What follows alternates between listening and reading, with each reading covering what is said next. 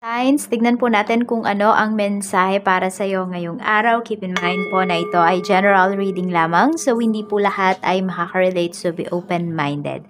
Sa mga hindi pa po nakasubscribe dito sa ating channel, please subscribe na po kayo and palike na din po ng ating video. At sa mga nais naman pong mag-avail ng ating private readings, Lucky Stones and Amulet, makikita nyo po yung link sa description box below. Tarot Intentions by Alian Reyes. Okay, so maraming mapagpanggap sa paligid mo ngayon, fire signs, and also sinasabi din sa'yo dito ni universe na dapat matuto kang makilaro, okay? So dapat alam mo yung game mo, alam mo yung pinapasok mo ngayong araw na ito. Ayan po. So tignan natin, parang matuto kang makibagay at the same time. So tignan pa po natin kung ano pa ang mensahe para sa'yo. Tignan natin, Spirit Guide, ano pa po yung mensahe natin for fire signs. Okay, Dimitri. Meron tayo dito, King of Winter. Ayan. So, may isang tao dito na, ayun nga, parang siya yata yung magaling makilaro. Okay? Pwedeng namamanipula ka ng taong to. Parang nakaraan pa lumalabas yung energy na ganito, fire sign. So, watch out sa ganitong uri ng tao. So, ito po ay isang air signs. Gemini, Libra, and Aquarius. Yung energy ng tao na ito. Ayan. So, through his or her words is nakukuha ka niya talaga. Oo, mukhang magaling talaga tong taong to. Magaling to sa mag-strategy. Mag-strategize. Tignan natin. So, pwedeng you're dealing with a business-minded na tao. Meron tayo ditong the Empress. Ayan. Okay, so itong tao pala na to ay gustong-gusto ka niya kasi you're very active. Okay, so ikaw yung tipo ng tao na kilos kung kilos. So, pwedeng ito ay boss mo, ayan, or ayun nga, kaya pala pwedeng nakakainggitan ka dito, fire signs, kasi pwedeng yung boss mo is talagang meron dito, very hands-on po sa inyo. Talagang tinututukan kayo kasi nakikitaan kayo dito ng potential. So, ayan o, the Chariot. Ang dami po talagang mga blessings na paparating sa'yo. Lalo na dito sa mga may trabaho or kaya sa may mga negosyo. Dami mong ma-accomplish dito. Nasa spotlight ka ngayong araw na ito. Kaya medyo talagang mag-iingat ka sa mga taong makakadeal mo. Ayan, kasi yun nga, pwedeng mamanipula ka nila through words, and meron naman dito is naka-guide talaga sa'yo. Tignan natin kung ano pa yung mensahe for you. Spirit Guide, ano pa po ang mensahe natin kay fire signs ngayong araw? So, meron tayo ditong community. Ayan, so halos lahat ng nakapaligid sa'yo. Fire signs ay hindi mo pwedeng pagkatiwalaan. Sarili mo lang talaga. Yan, nakikita mo mga masasaya yan, parang wala silang mga pinoproblema or hindi ka nila pinapansin, or I mean, feeling mo hindi sila concerned kung ano ba yung ginagawa mo, pero totoo, nakatingin yan sa'yo lahat. Di ba nga sinasabi sa'yo dito na nasa spotlight ka ngayong araw na ito.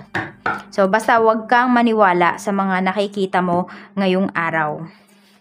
Meron tayo ditong 6th chakra, ayan po.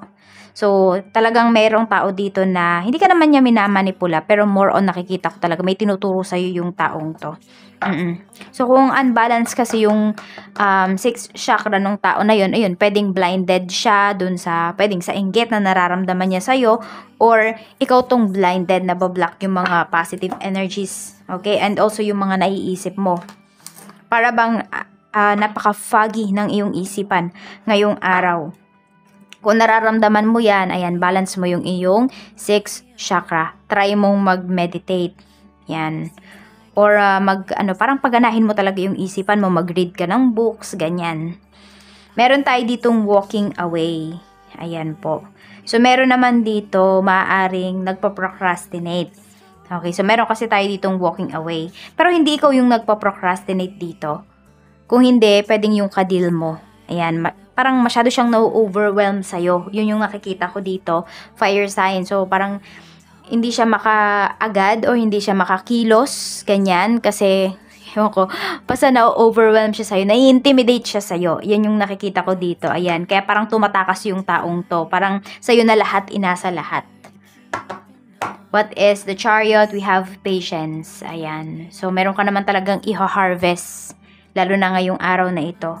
Yun nga lang, kailangan talaga is dedication, perseverance, at saka patience. Yun po yung kailangan mo ngayong araw. Tignan natin kung ano ang mensahe pagdating sa iyong trabaho. Spirit guide, pagdating po sa trabaho, kamusta po? Si fire signs. Ayan, tignan natin kung kamusta ka.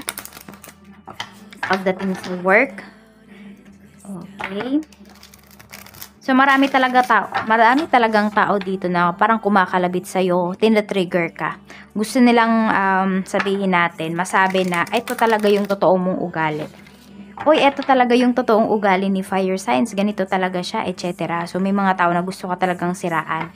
Kaya, yun, keep calm. Kasi, yun nga, madaming magte-trigger sa'yo ngayong araw para masabi nila na yun talaga yung ugali mo, na masama yung ugali mo. Tignan natin pagdating sa trabaho. Pagdating po sa trabaho, spirit guide, tignan natin. Mayroon tayo ditong King of Pentacles. Ayan. So, nandiyan talaga na pinagkakatiwalaan kayo. Iba sa inyo, meron kayong hahawakan or may ipapahawak sa inyo na big amount of money or kontrata ito. Basta, pinagkakatiwalaan po talaga kayo dito. Pero at the same time, nakikita ko din dito, pwedeng tinetest kayo ngayong araw. Ayan. So, may mga, hindi naman pala triggers lang, kundi may mga nantetest sa'yo dito. Ayan. So, kanino ba yung loyalty mo? Ganyan, pagdating sa trabaho.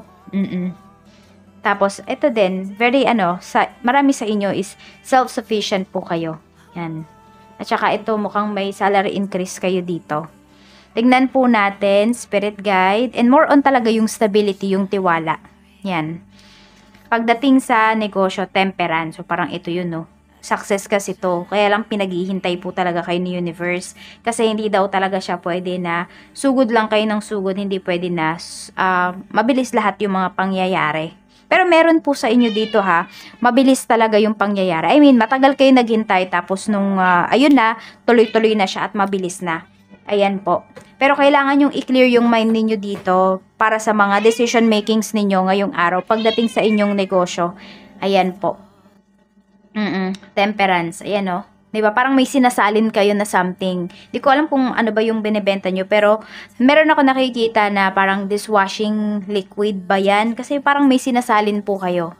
Or ano ba itong mga sinasalin ninyo sa bote. So, pwedeng meron dito, nagpaparebrand kayo ng inyong, ng inyong products or kayo yung nagre-rebrand.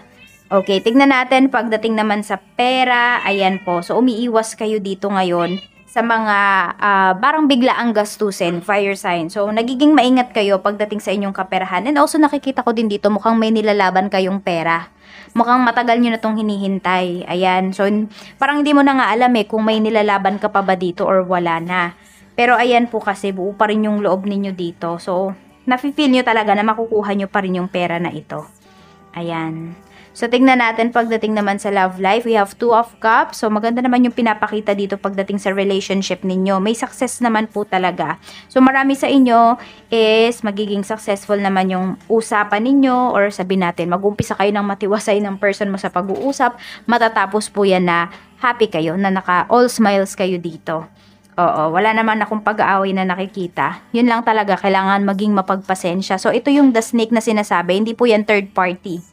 Pero pwera na lang kung may third party talaga sa relationship ninyo. Pero mas more on ang nakikita ko dito is kung mainit yung ulo ng person mo, wag mo siyang sasabayan. Kailangan matuto kang makilaro sa kanya dito. O, hindi pwede na lagi mo siyang sasabayan dun sa nararamdaman niya kasi lagi kayo magka-clash niyan. So, ito po yung lucky numbers mo. We have number 3, 7, 7, 40, 27, 16. Ayan po. At maraming salamat. Wednesday. Tama ba? Pang Wednesday ba to? Basta pwedeng this Wednesday or next Wednesday is may maganda pong mangyari sa life ninyo or sa araw ninyo. Ayan. So, kung meron man kayong ina-expect ngayon, ayan po. Mukhang ibibigay na talaga siya sa inyo ni Universe. So, ayan lang po. Maraming salamat at mag-iingat po kayo always. Bye-bye!